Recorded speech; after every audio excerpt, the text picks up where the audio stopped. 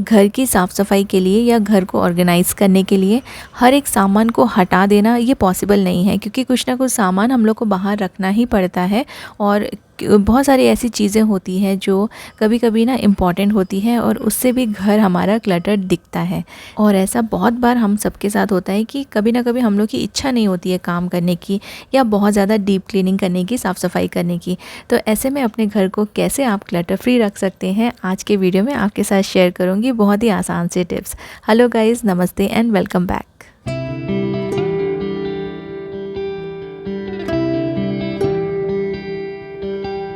घर के कुछ काम ऐसे होते हैं जिसका कोई शॉर्टकट नहीं होता है, तो इस रियलिटी को जितने जल्दी हम लोग एक्सेप्ट कर लेंगे ना, उतनी ही आसानी होगी हम लोग को घर का काम फिनिश करने में। जैसे हमारा बेड बनाना, तो आपने ये नोटिस किया होगा कि कुछ रीज़न से अगर आपने कभी बेड बनाया नहीं, आपको टाइम नहीं मिला, तो उस दिन ना आपका जो रूम है वो बहुत ज़्यादा मैसी लगेगा और साफ़ सफाई होने के बाद भी वो साफ़ नहीं लगेगा। चाहे आपने मॉपिंग नहीं की हो, ब्रूमिंग नहीं की हो, लेकिन आपने अगर बेड बना लिया है तो आपका बेडरूम एकदम साफ़ लगेगा। तो जिस चीज़ को हाइड करना पॉसिबल नहीं है और जिस काम का कोई शॉर्टकट नहीं है, जितने जल्दी आप सवेरे उठ के वो काम कर लें उतना ही आपके लिए अच्छा रहेगा और आपका जो घर है वो भी मैसी नहीं लगेगा।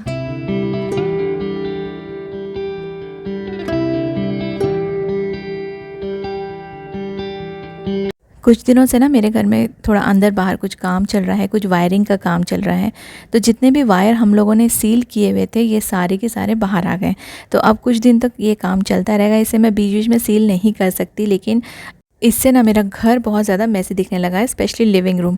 बाकी रूम्स का तो आप कहीं ना कहीं किसी ना किसी चीज़ से हाइड कर सकते हैं, लेकिन लिविंग रूम में थोड़ा सा मुश्किल होता है। तो मैंने ये सारे के सारे वायर्स उठा के ना इनको थोड़ा सा लूज़ करके नीचे डाल दिए हैं, और जो मेरा टीवी टेबल है ना उससे ये पूरे हाइड हो गए हैं। तो कुछ फर्नीचर्स आप यूज़ कर सकते हैं, अगर ऐसे ओपन वायर्स हैं जो वायर्स को आप सील नहीं कर सकते हैं, तो ऐसे कुछ फर्नीचर्स यूज़ कर लीजिए जिसके पीछे आप इनको हाइड कर सकते हैं। इससे आपका जो घर है वो मैसी नहीं दिखेगा। Most of the time rented घरों में ऐसी प्रॉब्लम्स आ सकती है, क्योंकि आप वहाँ पे ना कोई भी चीज़ को सील नहीं कर सकते, कोई भी फिज़िकल चेंजेस नहीं कर सकते। तो अगर आप रेंटेड घर में रह रहे हैं, वायर्स ऐसे हैं, तो आप कोई फर्नीचर उसके आगे लगा के रख सकते हैं जिससे कि ये सारे के सारे वायर्स हाइड हो जाएं।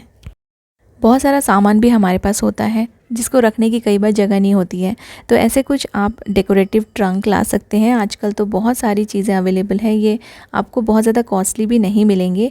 ये वाला ट्रंक मैंने लिया था 800 रुपीज़ में, लेकिन ये काफ़ी स्पेशियस है और इसमें काफ़ी सारा सामान आ जाता है। तो कुछ सामान जो यहाँ वहाँ पड़े रहते हैं, जो हमें साल भर नहीं लगते, जैसे इसमें मैंने क्रिसमस डेकोरेशन का सामान ना पूरा इसमें रख दिया है। अब ये हिडन हो गया है, लेकिन इस ट्रंक को रखने की जगह नहीं है, तो इसको मैंने ऊपर ही रखा है। और देखिए, क्योंकि इसमें बहुत सुंदर सा डिज़ाइन बना है, आप पुराने ट्रंक्स को यूज़ कर सकते हैं, उसको पेंट कर सकते हैं, कुछ DIY करके उसको थोड़ा सा प्रेजेंटेबल बना सकते हैं, और फिर आप उसको अपने लिविंग रूम में रख सकते हैं और किसी को पता नहीं चलेगा कि इसमें आपने कुछ सामान हाइड करके रखा हुआ है। तो ये स्टोरेज के भी काम आता है और आप इससे अपने घर को सुंदर भी बना सकते हैं। तो जैसे मैंने आपको पहले भी बताया कि मेरे किचन में भी बहुत ज़्यादा स्टोरेज स्पेस नहीं है, बहुत बड़ा किचन नहीं है।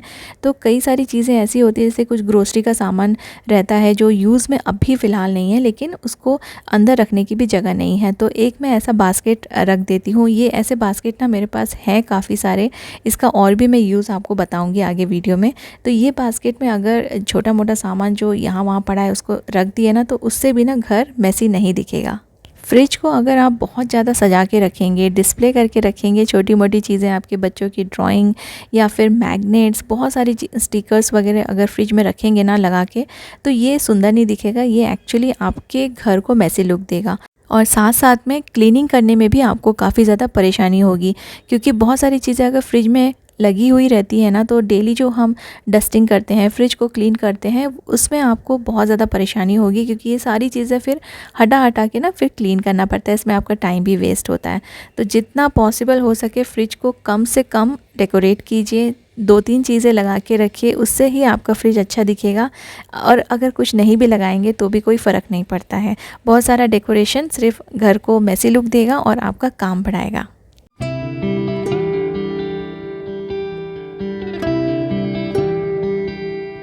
इन बास्केट्स का एक और यूज़, बहुत सारे कपड़े हमारे पास होते हैं और कई बार ना बहुत ज़्यादा कपड़े निकल जाते हैं, आप एक साथ वॉश नहीं कर पाते हैं, तो इनको स्टोर करके अच्छे से रखिए। ऐसे रखिए कि ये कहीं भी रखे हों आपके घर को मैसी लुक ना दें और आपका जो घर है वो अनटाइडी ना लगे। तो ये बास्केट्स मैंने जैसे बताया आपको कि मैं काफ़ी सारे ये बास्केट्स रखती हूँ, तो कुछ ग्रोसरी रखने के लिए यूज़ कर लेती हूँ और कुछ यहाँ पे कपड़े रखने के भी काम आते हैं। सॉर्ट आउट करके कपड़े रखते हैं या फिर बहुत सारे कपड़े जमा हो गए, कहीं आप बाहर से आए हैं, ट्रैवल करके आए हैं, तो ना बहुत सारे कपड़े निकल जाते हैं कभी कभी और एक साथ हम लोग उनको वॉश नहीं कर सकते हैं। तो ऐसे बास्केट्स अगर आप रखेंगे तो आपका जो वॉशिंग एरिया है वो भी टाइडी लगेगा।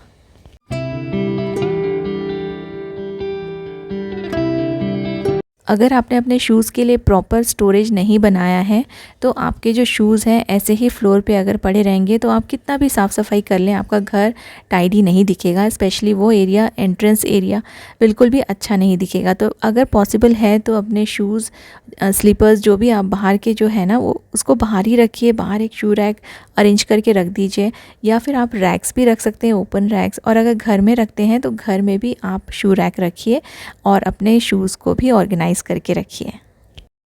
कुछ अच्छे ऑर्गेनाइज़र्स ज़रूर अपने घर में यूज़ कीजिए, जैसे कि ये रोटेटिंग ऑर्गेनाइज़र है। अगर आपके यहाँ पे ऊपर ओपन शेल्फ़ है और कैबिनेट में स्पेस है और आपने सारी बॉटल्स, जार ऐसे ही रख दी है तो वो ना बार बार गंदा होता रहेगा। लेकिन अगर आप ऐसे ऑर्गेनाइज़र्स यूज़ करेंगे जो रोटेटिंग हो तो आपको ऊपर से सामान निकालने में भी आसान होगा और ये चीज़ें ना ऑर्गेनाइज रहेंगी।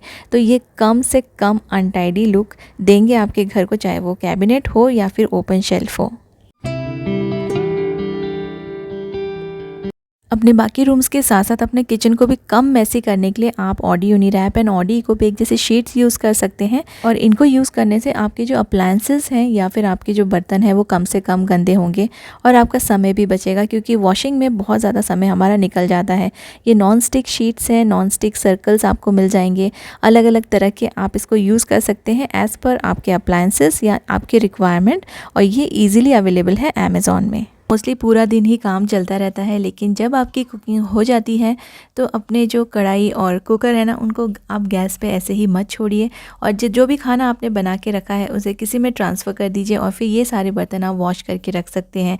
तो इससे भी ना आपका जो किचन है, जो आपके गैस स्टोव का जो एरिया है ना वो बहुत ज़्यादा क्लीन लगेगा।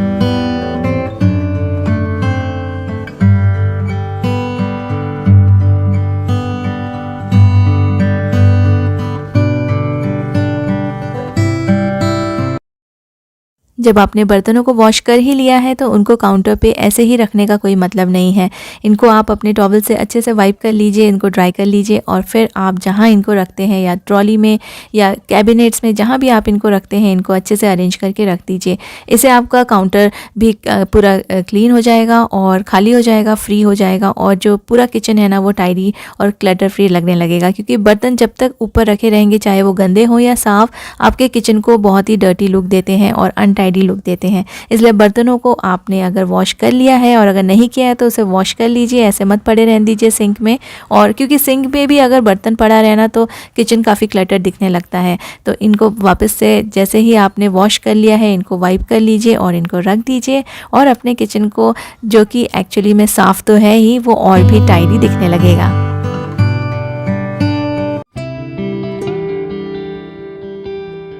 कलरफुल और सुंदर कुशन्स हमारे घर को बहुत ही सुंदर लुक देते हैं, लेकिन इनको ही अगर ये यहाँ वहाँ हम छोड़ देंगे और ठीक से नहीं रखेंगे तो इससे आपका जो घर है ना वो सुंदर नहीं लगेगा, क्लटर्ड दिखेगा। तो जहाँ कहीं भी आपके कुशन्स ऐसे वैसे पड़े हों उनको ठीक से रख दीजिए। आते जाते आप ये काम आराम से कर सकते हैं, इसमें बिल्कुल भी ज़्यादा टाइम नहीं लगता है। जब भी आप किसी रूम में जाते हैं तो आप एक बार देख लीजिए कि सामान कैसे रखा हुआ है और आप उनको टाइडी कर सकते हैं। जैसे आप अच्छे से रखते हैं वैसे उनको अरेंज करके रख दीजिए।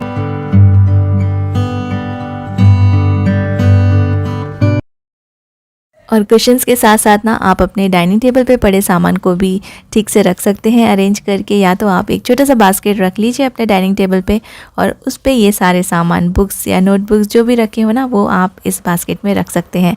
इससे आपका डाइनिंग टेबल बिल्कुल भी क्लटर्ड नहीं दिखेगा।